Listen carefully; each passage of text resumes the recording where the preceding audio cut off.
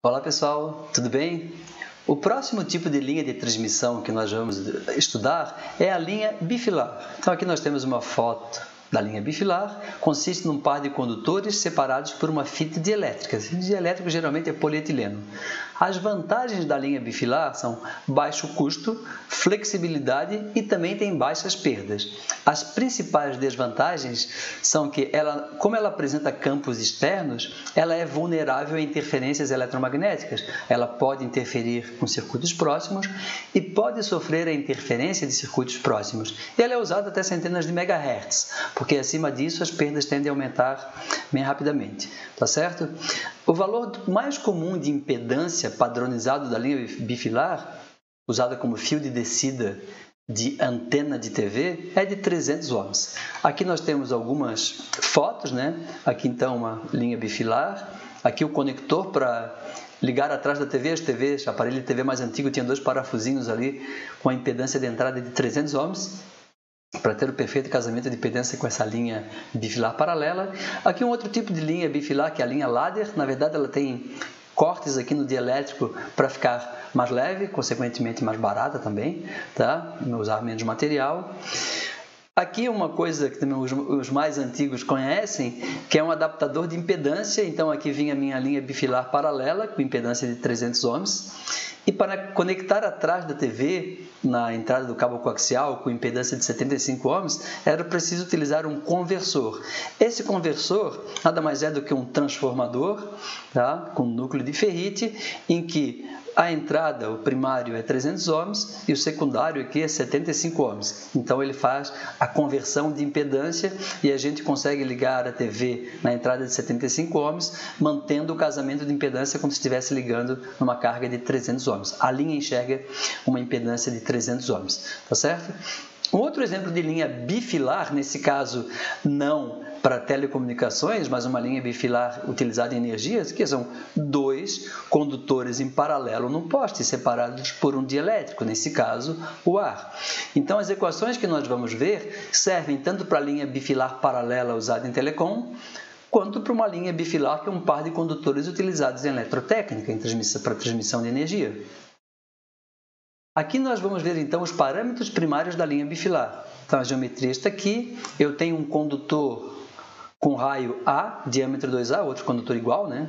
Separados por uma distância D. Então, a D é a distância entre os centros dos dois condutores. Aqui está a configuração dos campos, linhas azuis, linhas de campo magnético, linhas vermelhas, linhas de campo elétrico. Tá? Então, utilizando equações do eletromagnetismo, a gente não vai fazer aqui, a gente consegue obter os parâmetros primários. Como antes, eu vou mostrar primeiro os parâmetros que não dependem da frequência, a indutância externa, μ0 sobre si, arco cosseno hiperbólico de D sobre 2A, a capacitância, que depende da permissividade do dielétrico, tá?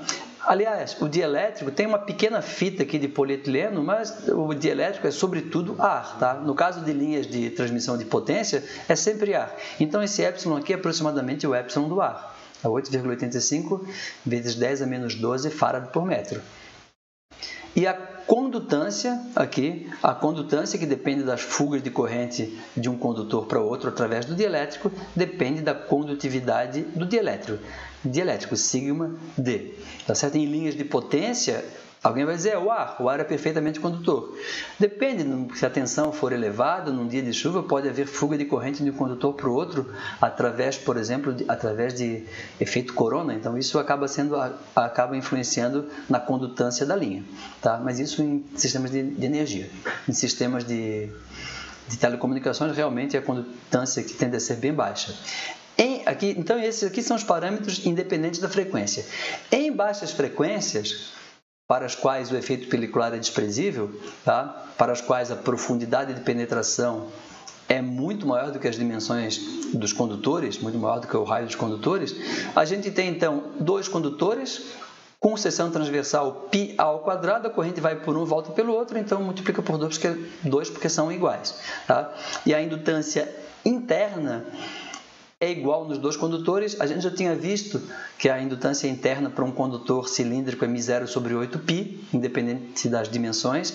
Como eu tenho dois condutores, soma as duas, tá certo? Então aqui é considerando efeito pelicular desprezível, corrente uniformemente distribuída na seção transversal dos condutores. Em altas frequências, para as quais o efeito pelicular é intenso, para as quais a profundidade pelicular é muito menor do que o raio do condutor, dos condutores, eu tenho então uma resistência que é diferente, que depende do perímetro de cada condutor vezes delta, e a indutância interna também é diferente. A gente observa aqui que R varia inversamente com delta e L varia diretamente com delta, como para o cabo coaxial. Ou seja, como delta diminui com o aumento da frequência, a resistência aumenta com a frequência e a indutância interna diminui. Já tínhamos falado sobre isso, é a mesma consequência que vale, na verdade, para todas as linhas. Tá? Como a linha tem uma separação aqui, ó, D muito maior do que o raio, tá? É possível utilizar uma aproximação para a função arco cosseno hiperbólica. Isso é uma aproximação matemática, não estou mostrando aqui, ela é bem simples, tá? O arco cosseno hiperbólico de D sobre 2A é aproximadamente igual ao ln de D sobre A. Então, na verdade, é até muito mais comum ver as equações usando ln do que arco cosseno hiperbólico, porque para linhas bifilares, para linhas de potência também, a separação entre os condutores é muito maior do que o raio de condutores, sempre se apresenta na forma de ln, tá certo? Então aqui o L externo e a capacitância, desprezando, sem levar em conta os outros parâmetros, tá? Desprezando as perdas e a indutância interna, é o caso em frequências elevadas, a impedância de uma linha bifilar é dada por raiz quadrada de L sobre C. Eu tenho um L aqui, tenho C aqui, tá? Então, dividindo pelo outro, tirando a raiz quadrada, substituindo o valor de μ0, o valor de ε0, etc., eu tenho que a impedância característica da linha bifilar é aproximadamente 120 dividido pela raiz de εr, ln de D sobre A. Então, sabendo o dielétrico que eu vou utilizar, por exemplo, o ar, eu consigo obter a impedância requerida simplesmente variando a separação entre os condutores, tá bom? Então essa foi a linha bifilar paralela. Próximo tipo de linha que nós vamos ver é a linha de microfita, microtira ou microstrip, que consiste numa trilha condutora, tá? Separada de um plano de terra condutor através de um substrato dielétrico. A trilha condutora tem largura W, o substrato tem uma altura H e um εr, certo? Diferentes materiais podem ser utilizados como substrato, alumina, por exemplo, tá? O plano de terra aqui e a trilha condutora pode ser de cobre.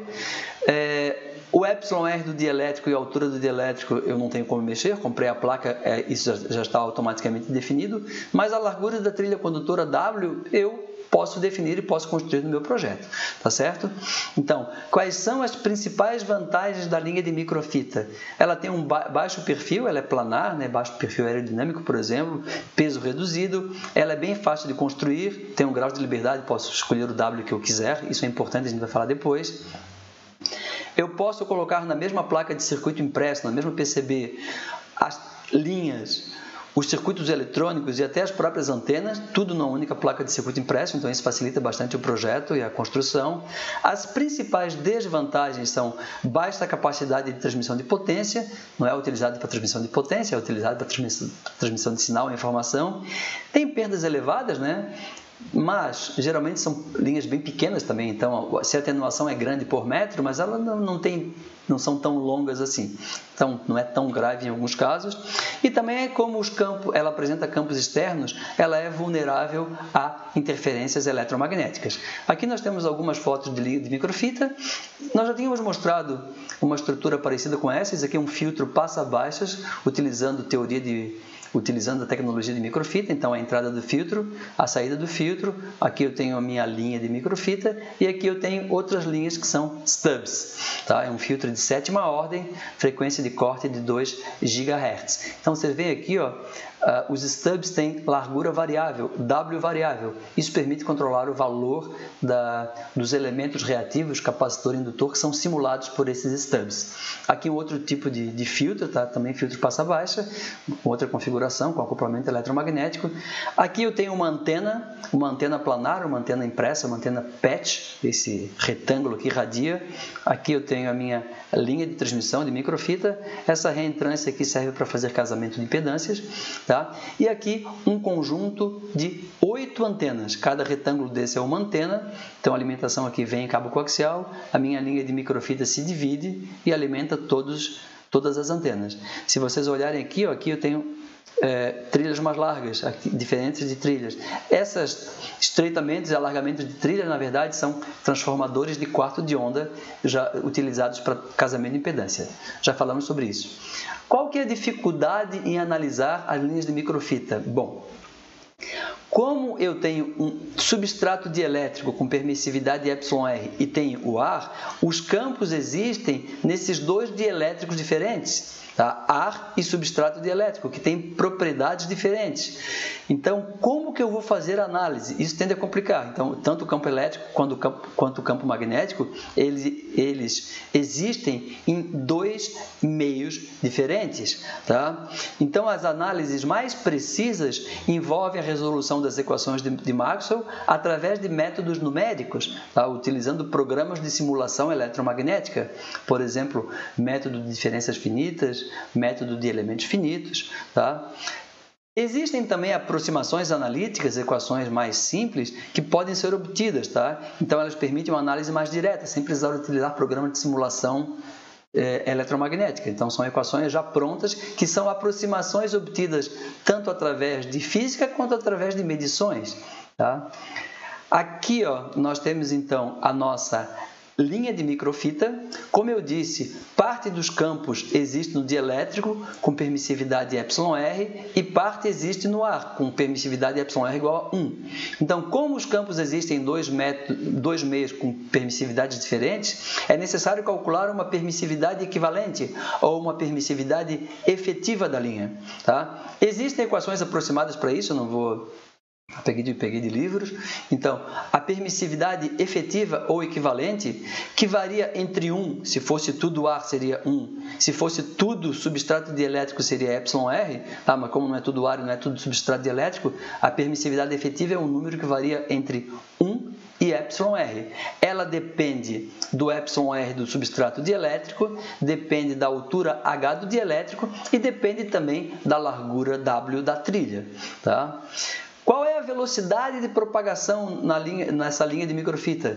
A velocidade de propagação num dielétrico e no ar são diferentes, tá? Então, na verdade, o tipo de onda que se propaga nesse tipo de linha aqui, da microfita, não é uma onda transverso eletromagnética em que o campo elétrico e o campo magnético são perfeitamente transversais à direção de propagação. É dito uma onda quase transverso eletromagnética, mas isso também foge do escopo aqui dessa disciplina.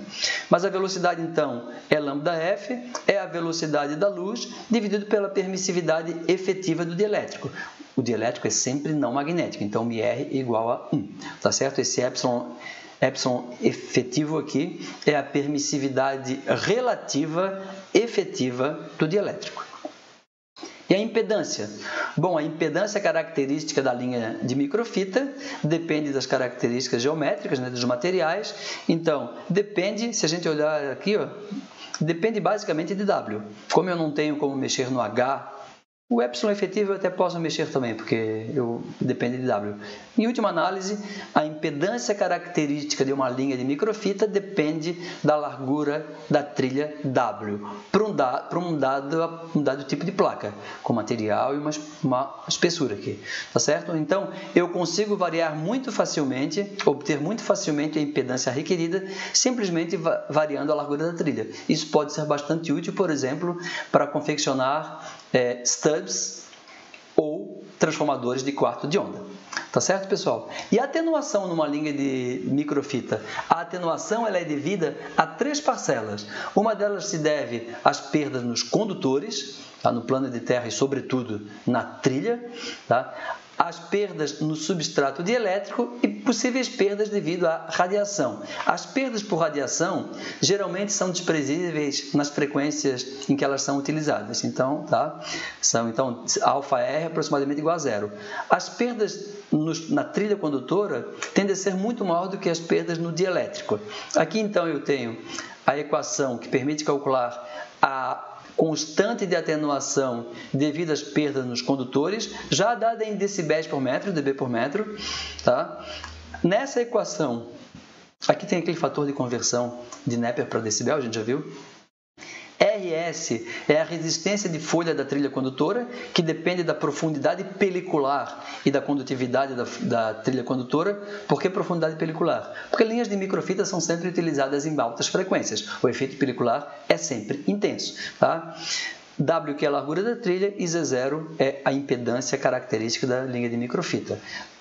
A atenuação, constante de atenuação devido às perdas no dielétrico, dependem da tangente de perdas no substrato dielétrico. O que é a tangente de perdas? Já vimos isso há bastante tempo. É a condutividade do material, no caso dielétrico, dividido por ômega epsilon. Tá? Está aqui. Então, isso aqui é a tangente de perdas no substrato dielétrico. Depende também do comprimento de onda, ou seja, depende da frequência, varia com a frequência. Aqui é εr, aqui é o εr efetivo, etc. Tá bom? Então, aqui a gente completa as equações aproximadas, na verdade, para a linha de microfita. Existe um outro tipo de linha que foi inventado até um pouco antes das linhas de microfita, que é a strip line. O que é strip line? Então, aqui eu tenho a linha de microfita, né, com a trilha condutora, o substrato dielétrico e o plano de terra, plano condutor. A strip line é um pouco diferente. Ela é composta de uma fita condutora lá no meio e ela está envolta no substrato dielétrico e dois planos condutores. É um sanduíche de substrato com uma trilha condutora lá no meio. Tá? Qual que é a vantagem? A vantagem é óbvia, ela é muito mais próxima de um cabo coaxial, na verdade, é que os campos externos são muito menores, ela é blindada por natureza. Os sinais não conseguem entrar nem por cima nem por baixo, porque tem planos condutores bloqueando o sinal de interferência, nem saindo. Já na linha de microfita não, né? A parte de cima está completamente exposta ao meio exterior. Tá? Então, ela é vantajosa do ponto de vista de interferência. Qual é a desvantagem? Claramente, a figura mostra, ela tem uma construção mais elaborada. Consequentemente, ela tem um custo maior. Então, a strip line, ela é muito menos utilizada e muito menos comum do que a linha de microfita. A linha de microfita foi inventada um pouquinho depois que ela foi inventada, ela era tão mais barata, tá, que as suas vantagens compensavam largamente as desvantagens. Tá certo, pessoal? Então, o que nós vamos ver aqui na próxima aula? Nós vamos falar um pouquinho sobre linhas de transmissão de energia elétrica, linhas de potência, para falar um pouco sobre um vocabulário um pouco diferente, alguma nomenclatura das coisas é um pouco diferente, tá certo? Então, até a próxima aula.